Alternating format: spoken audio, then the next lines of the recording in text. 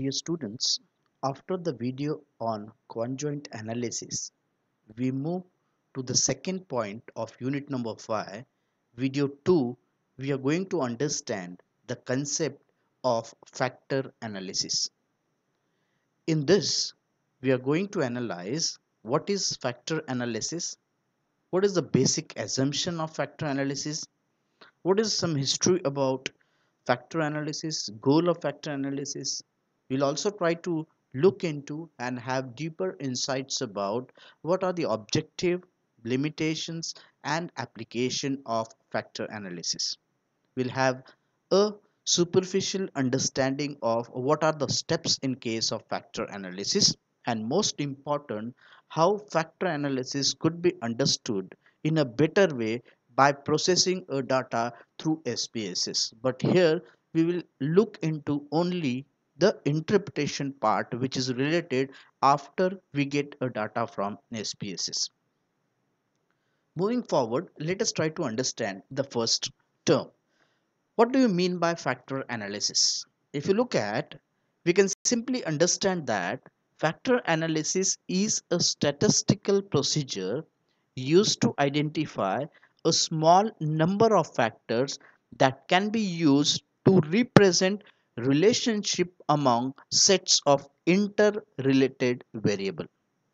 Take home from this slide is factor analysis is a name given to a class of technique whose purpose is data reduction and summarization.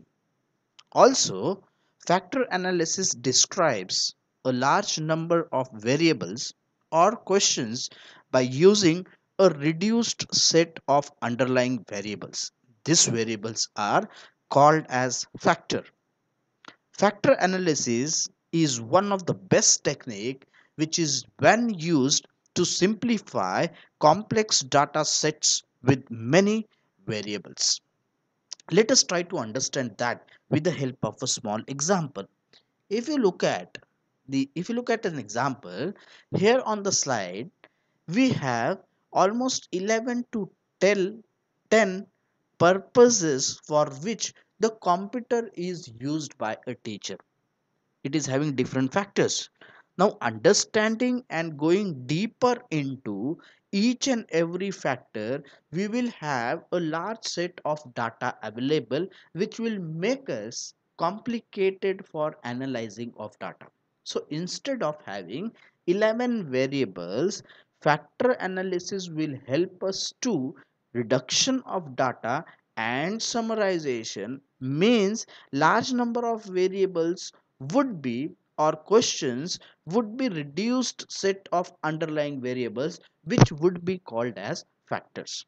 And that means we are going to have or use to simplify this complex data which we are going to get will set with many variables. That is what we need to identify and understand with the concept of factor analysis. Moving forward, let us try to understand is really for the factor analysis data reduction and summarization, which is very clearly explained through an example which we tried to analyze. Reducing 11 different parameters to the reduced parameter and extracting factors from them which are relevant to those 11 or 13 variables can be termed as factor analysis. In short, factor analysis is used in case of exploratory research and are used where the concepts are well formulated and tested. Moreover, factor analysis, the data from market research are very vast and factor, and this factor analysis will help in reducing the number of variables, which we can conclude that the factorial analysis is nothing but an exploratory technique. From this slide, it is nothing but data reduction and summarization used for exploratory research and is an explorative technique. That is what we can understand. From this, let us try to move into what is the basic assumption of factor analysis from the definitions and example we have tried to understand. Basic assumption is underlying dimensions or factors can be used to explain the complex events or trends. Very well applicable in the field of marketing. You may have n number of factors which are going to affect the sales of the product, but can we understand those dimensions or factors, and can we use those factors to explain the complex events or trends is a basic assumption of factor analysis. It is very essential to understand the history of factor analysis.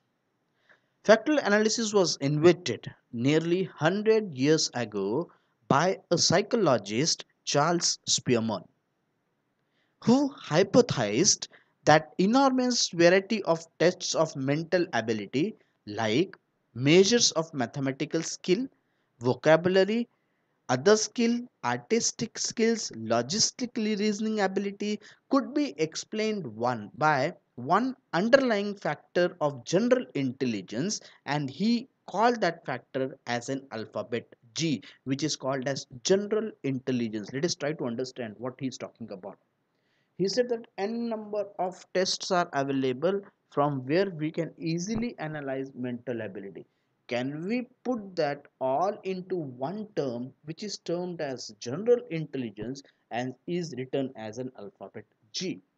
Further, he hypothesized if G could be measured and could select a subpopulation of people with the same score on G, in that subpopulation, one could find no correlations among any tests of mental ability. In other words, he hypothesized that G was the only factor common to all those measures.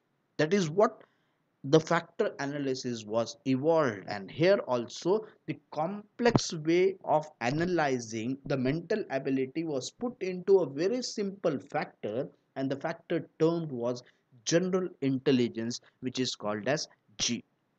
Moving forward, after the history, let us try to understand what is goal of factor analysis. The goal of factor analysis is to identify otherwise not directly observable factor on the basis of a set of observable variables. Try to understand. Those factors which are not observable are concluded on the basis of observable variables. Complex data has to be converted into simple, so some factors which are not directly observed will also be reflected when we try to analyze observable variables. That is what is a basic goal of which what we call as factor analysis. If you look at the next perspective which we will try to understand is, what do you understand by the next point is objective of factor analysis. If you look at on the slide, the objectives of factor analysis are basically it will be simplifying the data. What does it mean? Objectives of the factor analysis are simplifying the data. How data can be simplified? By reducing large number of variables to a set of small number of variables and analyzing the interdependence of the relationship among a total set of variables is what is a basic objective of factor analysis. With objective, it makes us to move forward and try to understand what are the benefits of factor analysis. Factor analysis brings out the hidden dimensions which are relevant to a researcher among product preferences. Second benefit of factor analysis is it helps out to find out relationship among observed value. Whatever is observed, whether is there a relationship between the observed values is what factor analysis will help us. Third, when the data analysis is large, it will help us to get that data simplified and condensed. Means it would be very easy for the researcher for further analysis of data. That is what we can analyze with respect to the benefits of factor analysis. Also, when we look at benefits of factor analysis, it becomes essential for us to look into whether are there any limitations of factor analysis. But natural, there are certain limitations of factor analysis. The first limitation is it is a very complicated tool and should be used if the researcher has a very good understanding of the technique. If he is not aware of the techniques, he should not use factor analysis, or the researcher should not try using factor analysis. The reliability of the results. Generally, you should have a good reliability of the results, but when we talk about factor analysis, in certain cases and in certain times, the results are questionable. And last, the suitability will depend upon the judgment of the researcher. That makes it a very complicated thing and is a basic limitation which makes the analysis directed toward biasness of the researcher depending upon his judgment. Let us try to move forward and try to analyze what are the different types of factor analysis which are used in marketing research. Basically, there are two types of factor analysis in marketing research. One is called as exploratory factor analysis and other one is called as confirmatory factor analysis. Exploratory factor analysis is driven by the data, that is, the data determines the factor, while confirmatory factor analysis used in structural equation modeling tests and it confirms hypothesis. So determination of factor and confirming hypothesis are two different aspects through two different methods of factor analysis which are widely used in case of marketing research. In case of marketing research, factor analysis is often used in case of customer satisfaction studies to identify underlying service dimensions and in profiling studies to determine core attitude. For example, as a part of National Survey on Political Opinion, respondent may answer three separate questions regarding environment policy, reflecting issues at the local, regional, and national level.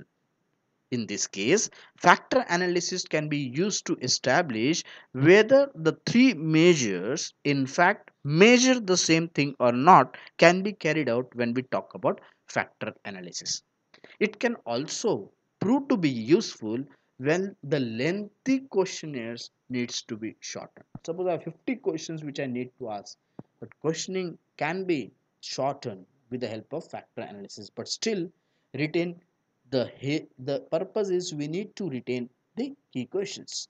Factor analysis indicates which questions can be omitted without losing too much of information. That is what we need to understand with respect to what are different types of factor analysis used in marketing research and how it is beneficial for customer satisfaction studies in marketing research. That is what we have tried to analyze.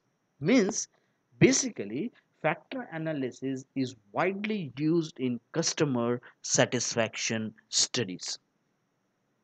Moving forward, let us try to understand the four steps which are involved in execution of factor analysis. The first is compute a correlation matrix for all the variables. Second is determining the number of factors necessarily to represent the data and method of calculating them, that is what is called as factor extraction. Transform the factors to make them interpretable, that is what is called as rotation, and compute scores for each factors to analyze which is factor which is not observed but can be linked to the observed variables. That is what we need to understand with respect to the point. So let us try to look into in what cases can be factor analysis implemented. Let us go with some interpretations, and then we'll look into one example which will further clarify interpretation related to factor analysis. Whenever we want to carry out a factor analysis, first step is let us try to analyze whether factorial analysis is applicable for the data which is given to us. So step number one we have is we are going to compute a correlation matrix for all variables. If you look at the first test we are going to consider is Bartlett's test of sphericity.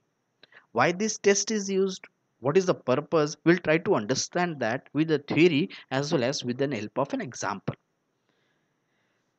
It is a test which is used to test the hypothesis that the correlation matrix is an identity matrix. What does it mean? That all the diagonal terms are 1 and off diagonal terms are 0. If this is what is a matrix which we get, such type of matrix is called as identity matrix. We are looking for level of significance, whether we should go for factor analysis or not. Most important point is we should look at what is the level of significance which is generally given.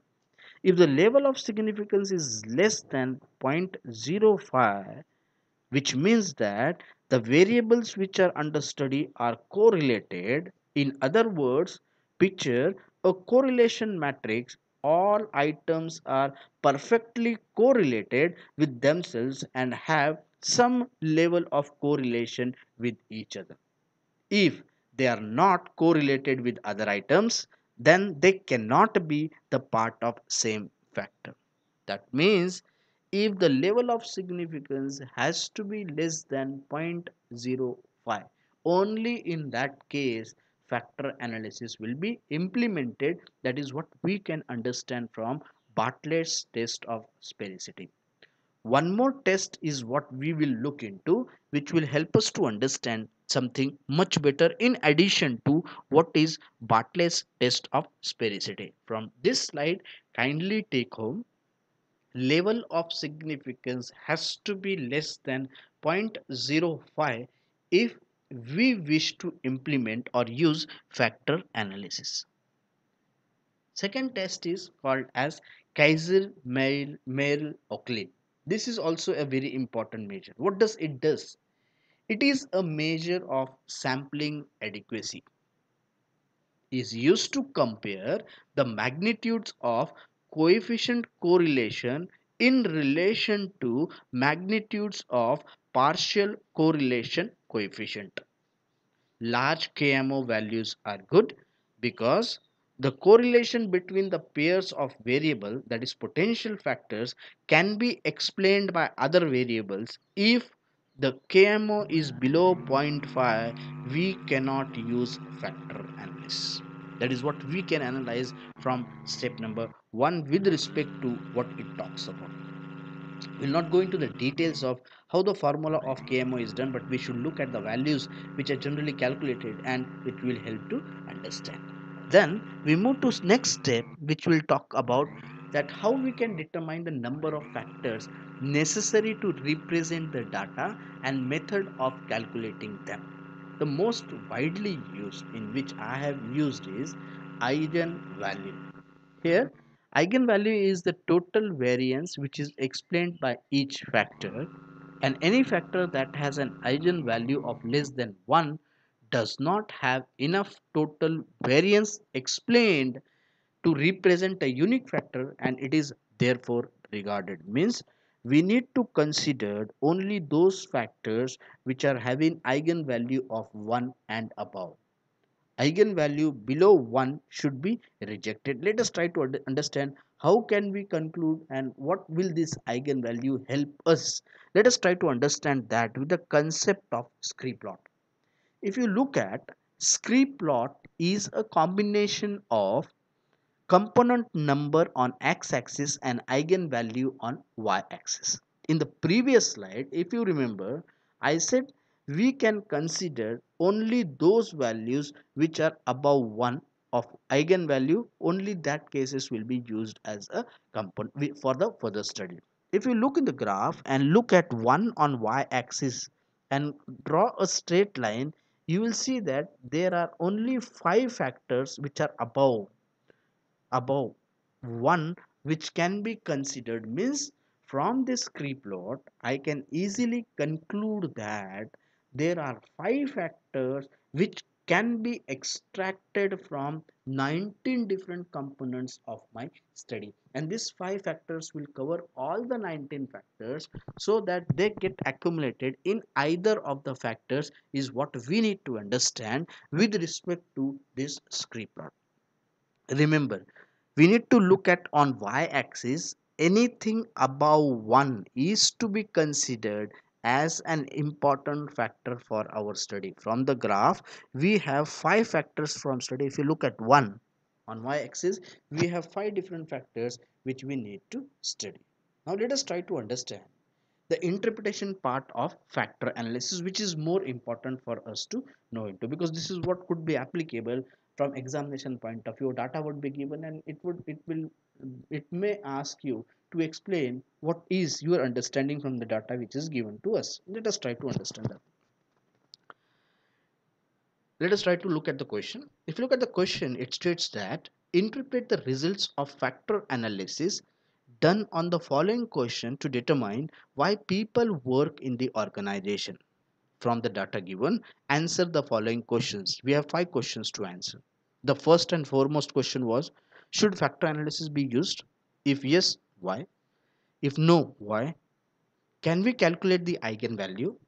How the total variance is calculated?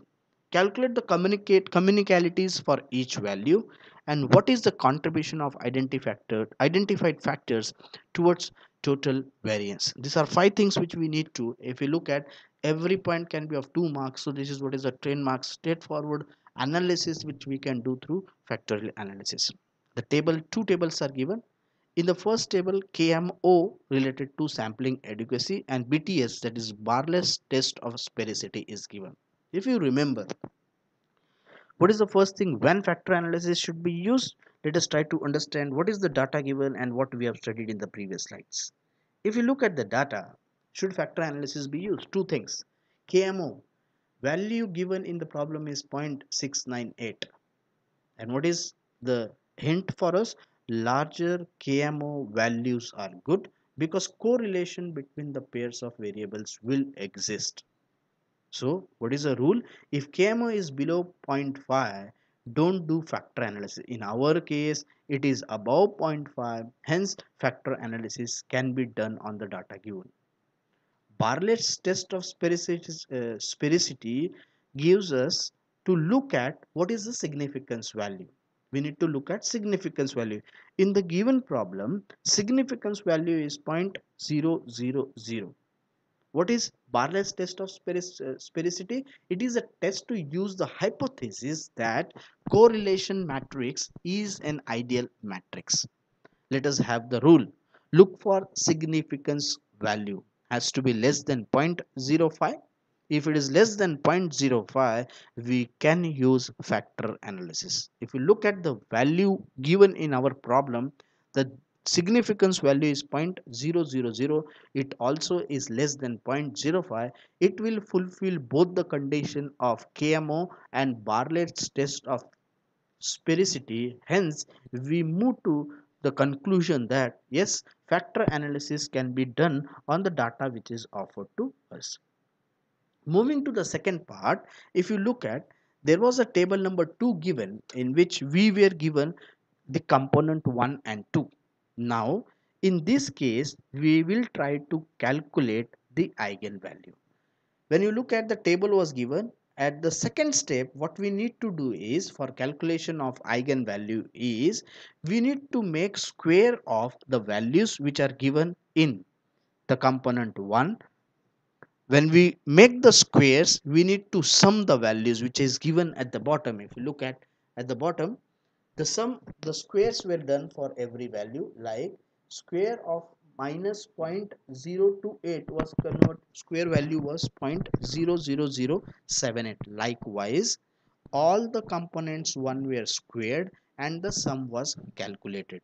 Sum was calculated as 3.00.475 for component 1 and was 1.75668 for component 2. Same method is adopted for the component 2 where the squares are done, then the summation of all the square done will help us to calculate eigenvalue of component 1 and eigenvalue of component 2.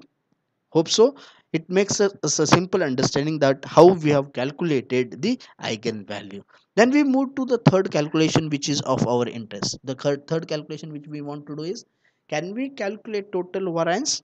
Now if you remember, previously or in the last slide being discussed, we calculate the eigenvalue of component 1 and component 2. The first step is, let us sum the both, hence the value which I got is 4.76. So the next step is, we need to calculate the percentage of variance for component 1. How we are going to do is, eigenvalue of component 1, that is what is 3.00, total sum of eigenvalue is 4.76 into 100, I will get a percentage of variance of factor 1 which is 63.11. Similarly, we need to calculate percentage of variance calculated and the answer would be 36.89 with the same way. That means for component A, percentage of variance is 63.11. That is what cumulative it says 63.11, and component 2 when added, that is 63.11 plus 36.89 will give 100%. That is what we can go for total variance calculation which goes to 100%. Similarly, one more calculation was supposed to be done, that is what is the contribution to identified variables towards the total variance is what was our interest of calculation. So what we have done, we have simply taken all the components, all the values of component 1, we have made the squares, and similarly we have made the squares of component 2. Now what we have done, we have done a sum of squares of component 1 and some squares of component 2. Let us try to put into, if one is column number 1, column number 1 is component 1, we have done squares of it, that is column number 2. Column number 3 is component 2. Column number 4 is square of value of component 2. Sum of squares of component 1 and 2 is column number 5, wherein we have added 0.00078 plus 0.04884, which gives you a value of 0.04963, and sum of the squares, that is what we have done, multiply it into by multiply it by 100 for calculating the percentage. 0.04963 was multiplied by 100 and we got a value which is 4.96. If you look at, the percentage was calculated for all the rows, and from this we can easily calculate the contribution to the identified variables towards total variable variance was highest by parameter number 1. My company is well respected, that is 97.274. Similarly 95.60, then 95.49 for fellow workers are helpful, I enjoy working, and the image of the company was considered at the lowest with 4.9621. What I'm trying to put into this is, with respect to this act of factor analysis, we can easily analyze that factor analysis is useful in condensing variables, uncovering cluster of responses, and you can ask several questions or drive at different but closely related aspects of customer satisfaction, like how satisfied are you with the products, would you recommend our products to a friend or family members, how likely are you to purchase a product in the future. But you only want one variable to represent a customer satisfaction score. One option would be average we can make of these three questions. Another option would be to create a factor dependent variable. This can be done by using PCA, which is called as principal component analysis. An advantage of PCA over an average is that it automatically weighs of the variable in the calculation. With this, I conclude importance of factor analysis in customer satisfaction. Thank you.